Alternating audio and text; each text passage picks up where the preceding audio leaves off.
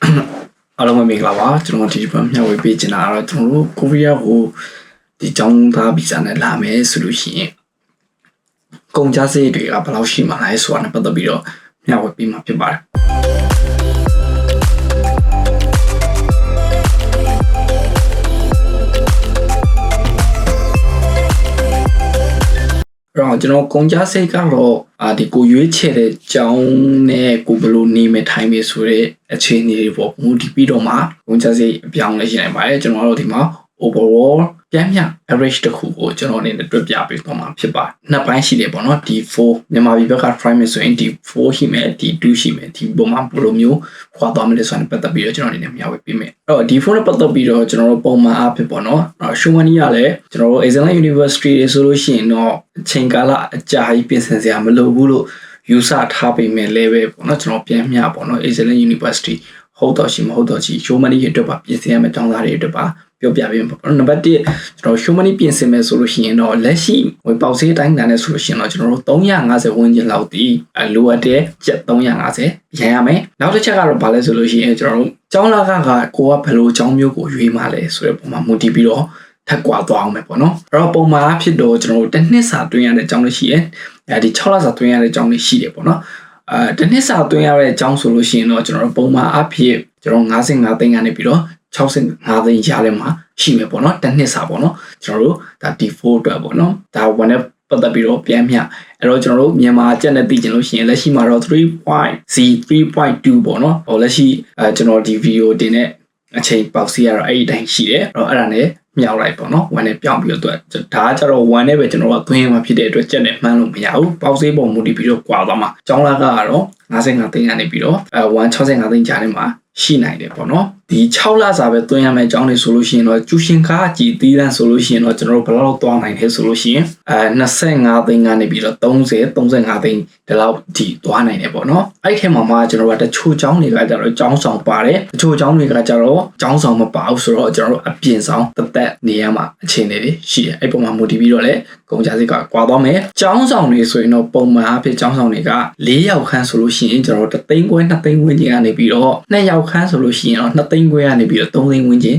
်ရှိပါတယ်ဒါကတော့မတူပါဘူးဒါကြောင့်လည်းကြောင့်အနည်းငယ်လေးတော့ကွာနိုင်ပါတယ်1နဲ့1ပြောတာပါနော်အဲ့တော့ကိုရီးယားဘက်ချန်နဲ့ပြောမယ်ဆိုအကုန်လုံး1နဲ့ပဲပြောရမှာဖြစ်ပါတယ်အဆောင်ကလည်းခုနပြောသလိုဘယ်နှလားစားလဲဆိုပြီးပေါ်မှာမူတည်ပြီးတော့ပါသွားမှာဖြစ်ပါတယ်အပြင်ဆောင်မှာနေမယ်ဆိုလို့ရှိရင်တော့ option တွေကအများကြီးရှိတယ်ကိုကကျောင်းဆောင်မှာမနေဘူးဒါမှမဟုတ်ကျောင်းဆောင်မှာမရလို့မနေရဘူးဆိုရင်အပြင်ဆောင်မှာနေမယ်ဆိုလို့ရှိရင်1 room ခါမယ်ဆိုလို့ရှိရင်ကျွန်တော်တို့က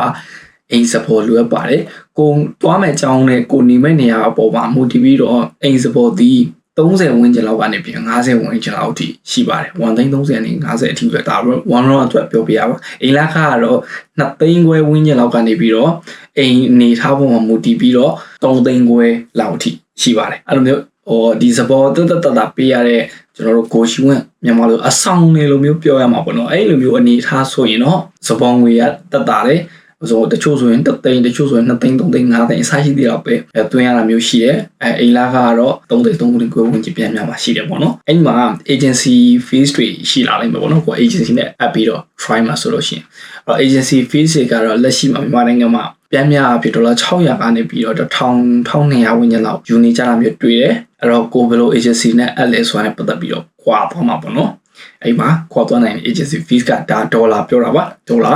600ကနေပြီးတော့1000ဝန်းကျင်လို့မှတ်ထားမယ်ဆိုရင်အဆင်ပြေပါတယ် agency ပေါ်မူတည်ပြီးတော့သူတို့ service တွေကကွာသွားတယ်တချို့ agency တွေကြားလဲဘာတွေလုပ်ပေးမယ်ဆိုပြီးတော့ပါတချို့ agency တွေကြားလဲဘာဟုတ်ကကြောင်းလာလို့မယ်ဥစ္စာရှိအစားရှိတဲ့ပြကွာတယ်ပေါ့နော်အဲ့တော့ visa fees ကတချို့ agency မှာ visa fees ကတခါတည်းပါပြီးသားဖြစ်ကောင်းဖြစ်နိုင်တယ်တချို့ agency တွေမှာတက်ထပ်ပေးရတာမျိုးဖြစ်တယ် visa fees ကတော့ကျွန်တော်$60ပေါ့နော်မြန်မာတိုင်းမှာဝင်ဖို့ visa လျှောက်တယ် visa 6ပြီးရင်ဆေးစစ်တာပါညာအဲ့ဒါတွေကလည်း agency ပေါ်မူတည်ပြီးတော့ထပ်ကုန်မယ်လင်ကတော့လက်ရှိမှာဆို direct flight ဆိုကျပ်25သိန်းဝန်းကျင်လောက်ရှိနေတာဒါကတော့ဒေါ်လာဈေးနဲ့သွားတာဖြစ်တဲ့အတွက်ဒီ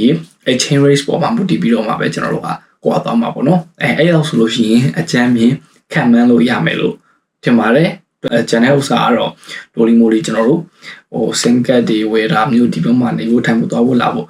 ရောက်ပြီဆိုတာနဲ့ဆက်ရောက်ချင်မှလိုအပ်တဲ့အားတွေရှိတော့ဝယ်ရမှာဥမာဆောင်းချောင်းကောင်းအဆရှိတဲ့အဖြစ်ကိုအသုံးဆောင်ပစ္စည်းတွေပေါ့နော်ဒါနဲ့ပတ်သက်ပြီးတော့လိုရာမျိုးတွေရှိမယ်ဆိုတဲ့အခါကျတော့ကိုဘယ်လိုသုံးမလဲဆိုတဲ့ပုံအမှုတည်ပြီးတော့မှကုန်ကျစရိတ်ကတော့ ကွာခြားသွားမှာဖြစ်ပါတယ်ကိုကြောက်ကို D4 နဲ့လာမယ်ဆိုလို့ရှိရင်ဘယ်လောက်ကုန်ကြနိုင်လဲဆိုရပြောပြပေးလိုက်ဖြစ်ပါတယ်အဲ့တော့ D2 နဲ့လာမယ်ဆိုရင်ဘယ်လိုရှိမလဲကိုကဘွဲရပြီးသားဖြစ်တယ်ကျွန်တော် D2 ကို try မယ်ဆိုလို့ရှိရင်တော့ show money ကတော့ D2 ကနှစ်ဆပိုကုန်မှာပိုပြရတာဖြစ်တယ်350ဆို900ဝန်းကျင်600 900လောက်ပြနိုင်မှာအဆင်ပြေမယ်အမြန်မာပြည်က D2 try မယ်ဆိုရင်ဒါပေမဲ့ကျောင်းလာကတော့သူကတော့ပထမ semester စာပဲဖြစ်တဲ့အတွက်သူက6လစာသွင်းလို့ရတယ်ပေါ့နော်6လစာသွင်းလို့ရအဲ့မှာမှကျွန်တော်တို့ကကိုမှာ topic ဘယ်လောက်ရှိထားလဲဆိုရပေါ့အမှုဒီ English track နဲ့လာမယ်ဆိုလို့ရှိရင်လည်းပဲ IELTS TOEFL ကျွန်တော်တို့အစားရှိတဲ့ဖြစ်ဘယ်လောက်ရှိထားလဲအဲ့ပုံမှာ motivate ကျောင်းက scholarship ဘယ်လောက်ပေးလဲဥပမာ topic ဘယ်လောက်ဆိုရင် scholarship ဘယ်လောက်ပေးအစားရှိတဲ့ဖြစ်ပေါ့နော်ဒီ D2 University တွေအတွက် tuition fees တွေကတော့ semester တစ်ခုကိုကျွန်တော်တို့ကနှစ်နှစ်ကျောင်းနေဆိုလို့ရှိရင်18သိန်း20ဝန်းကျင်အနေပြီးတော့25သိန်းဝန်းကျင်လောက်ထိရှိရဲ့ semester တစ်ခုကိုအလင်းနှစ်ကျောင်းနေဆိုလို့ရှိရင်တော့35သိန်းကနေပြီးတော့လက်ရှိမှာပေါ့ ID နဲ့ပတ်သက်တဲ့ major ဆို50ဝန်းကျင်လောက်ထိရောက်နေတယ်ပေါ့နော်ဒါ first semester တစ်ခုစာအတွက်ပေါ့နော်ဒါပေမဲ့ကိုက scholarship ရအောင်ရှောက်နေတယ်ကိုမှခုနပြောသလိုသူတို့ပေးတဲ့ criteria ကိုက်တဲ့ topic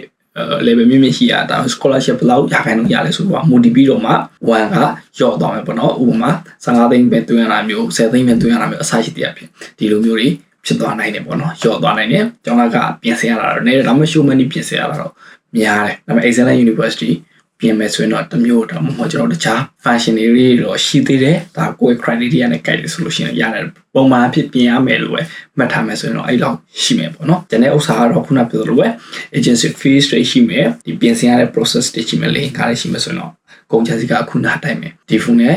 စင်တယ်အဲ့တော့ကျွန်တော်တို့မြန်မာပြည်က D42 တွေအတွက်ကုန်ကျစရိတ်ကဘယ်လောက်ရှိလဲဆိုတာနဲ့ပတ်သက်ပြီးတော့မျှဝေပေးတာဖြစ်ပါတယ်အဲ့တော့ကိုချိန်ဆလို့ရအောင်ပါအားလုံးကျေးဇူးတင်ပါတယ်